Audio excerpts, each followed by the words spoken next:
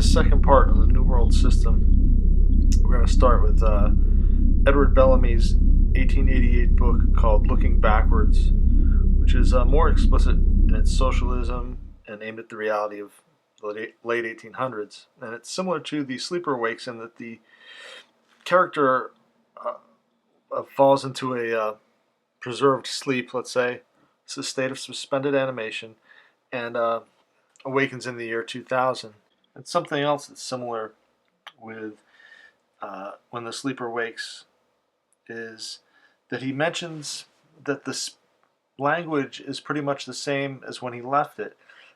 And in When the Sleeper Wakes, the character says that it's because of the videos that preserve the language. In this, in Looking Backwards, Edward Bellamy writes, within a block of my home in the old Boston, I could have found social circles vastly more foreign to me. The speech of the Bostonians of the 20th century differs even less from that of their cultural ancestors of the 19th than did that of the latter from the language of Washington and Franklin, while the differences between style of dress and the furniture of the two epochs were not more marked than I have known fashion to make in the time of one generation. So essentially what he's saying is that between the year 1888 and the year 2000, there's less difference than him just walking out the door in 1888 and finding some stranger social circles, between 1888 and going backwards into Franklin and Washington's time periods. So that's one aspect. There's a similar story in Looking Backwards to that of When the Sleeper Wakes, and how the society came to be. Quote, early in the last century, the evolution was completed by the final consolidation of the entire capital of the nation, the industry and commerce of the country, ceasing to be conducted by a set of irresponsible corporations and syndicates of private persons at their caprice and for their profit, were entrusted to a single syndicate, representing the people, to be conducted in the common interest for the common profit. The nation, that is to say, organized as the one great business corporation in which all other corporations were absorbed. It became the only capitalist in the place of all other capitalists, the sole employer, the final monopoly in which all previous and lesser monopolies were swallowed up, a monopoly in the profits and economics of which all citizens shared. The epoch of trusts had ended in the Great Trust, with large capital letters, the Great Trust. In a word, the people of the United States concluded to assume the conduct of their own business, just as 100-odd years before they had assumed the conduct of their own government, organizing now for industrial purposes on precisely the same grounds as they had organized for political purposes. At last, strangely late in the world's history, the obvious fact was perceived that no business is so essentially the public business as the industry and commerce on which the people's livelihood depends, and that to entrust it to private persons to be managed for private profit is a folly similar in kind, though vastly greater in magnitude, to that of surrendering the function of political government to kings and nobles to be conducted for their personal glorification. So that's kind of a long-winded explanation, but When the Sleeper Wakes, there's also an explanation where the sleeper has an attendant, Asano, who tells him about the history. Quote, his Japanese attendant, Asano, in expounding the political history of the intervening 2 centuries, drew an apt image from a seed eaten by insect parasites. First, there is the original seed, ripening vigorously enough. Then comes some insect and lays an egg under the skin, and behold, in a little while the seed is a hollow shape with an active grub inside that has eaten out its substance. And then comes some secondary parasite, some ichneumon fly, and lays an egg within this grub, and behold, that too is a hollow shape, and the new living thing is inside its predecessor's skin, which itself is snug within the seed, and the seed coat still keeps its shape. Most people think it is a seed still, but for all one knows, it may still think itself a seed, vigorous and alive. Your Victorian kingdom, said Asano, was like that. Kingship with the heart eaten out. The landowners, the barons and the gentry began ages ago with King John. There were lapses, but they beheaded King Charles and ended practically with King George, a mere husk of a king. The real power was in the hands of the Parliament, but the Parliament, the organ of the landholding, tenant-ruling gentry, did not keep its power long. The change had already come in the 19th century. The franchises had been broadened until it included masses of ignorant men, urban myriads, who went in their featureless thousands to vote together. And the natural consequence of a swarming constituency is the ruling of the party organization. Power was passing, even in the Victorian time, to the party machinery, secret, complex, and corrupt. Very speedily power was in the hands of great men of business who financed the machines. A time came when the real power and interest of the empire rested visibly between the two-party councils, ruling by newspapers and electoral organizations, two small groups of rich and able men, working at first in opposition, then presently together. This is very important, he goes on to say. There was a reaction of a genteel, ineffectual sort. There were numberless books in existence, Asano said, to prove that. The publication of some of them was as early as Graham's Sleep, like 1899. A whole literature of reaction, in fact.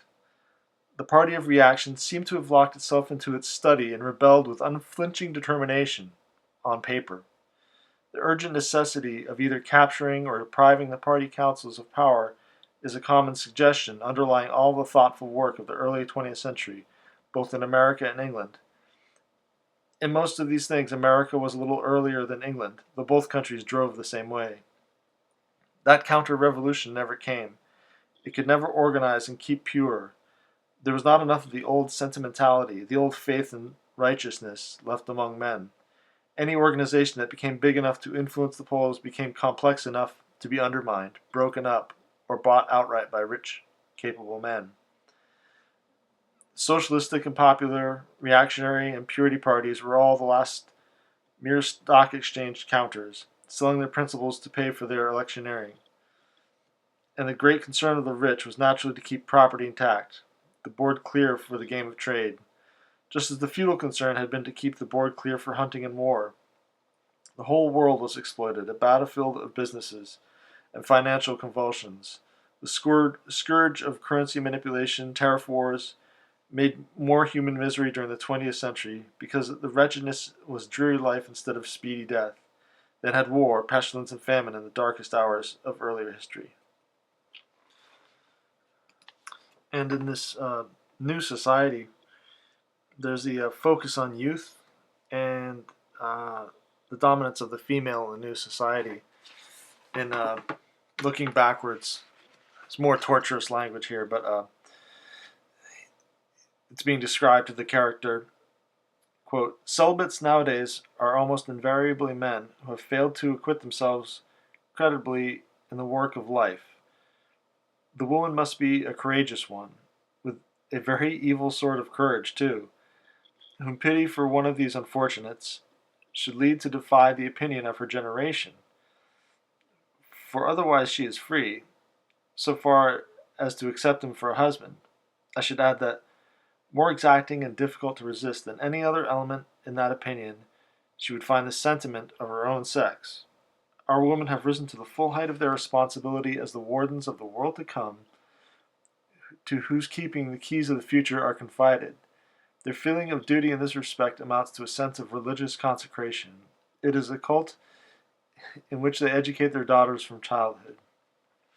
And in The Sleeper Wakes, the character visits a nursery, and in the description, on either side of the passage, which was silent and padded, as if to deaden the footfall, were narrow little doors, their size and arrangement suggestive of the cells of a Victorian prison. But the upper portion of each door was the same greenish transparent stuff that had enclosed him at his awakening. And within, dimly seen, lay in every case a very young baby in a little nest of wadding. Elaborate apparatus watched the atmosphere and rang a bell far away in the central office at the slightest departure from the optimum of temperature and moisture. A system of such creches had almost entirely replaced the hazardous adventures of the old world nursing.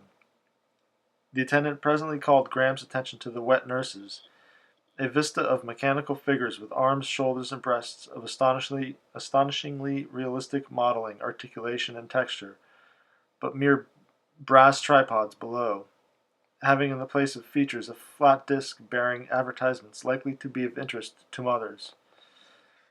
Of all the strange things that Graham came upon that night, none jarred more upon his habits of thought than this place. The spectacle of the little pink creatures, their feeble limbs swaying uncertainly in vague first movements, left alone, without embrace or endearment, was wholly repugnant to him. But then it goes on, and there are riots in the city at this point because of his awakening. And his interpreter comes along and says, "Along here we shall come to the dancing place," said Azano by way of reply. "It is sure to be crowded. In spite of all the political unrest, it will be crowded. The women take no great interest in politics, except a few here and there. You will see the mothers. Most young women in London are mothers.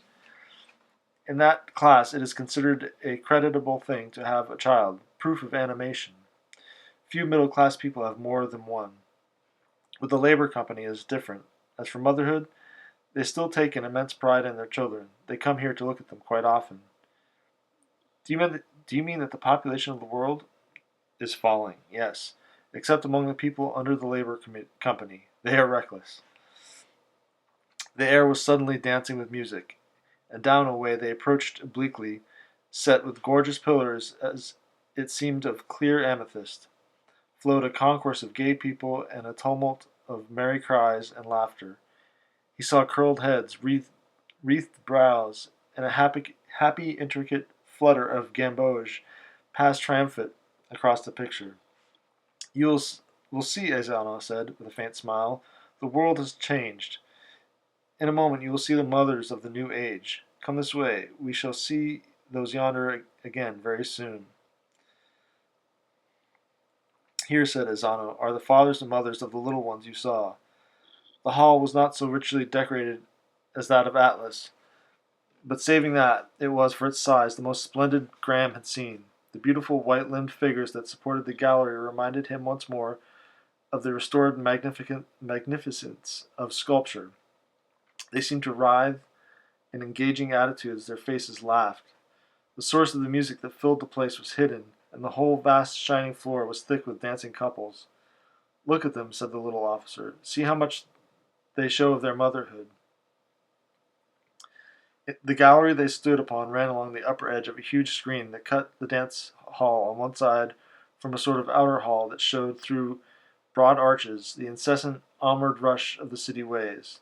In this outer hall was a great crowd of less brilliantly dressed people, as numerous as almost those who danced within, the great majority wearing the blue uniform of the Labour Company, that was now so familiar to Graham. But anyways, it's just interesting to see how planned out they had these societies and how similar the world we're entering it seems to be to this. So some of these passages were a bit long-winded. I apologize for that, but just wanted to put that out there. All right.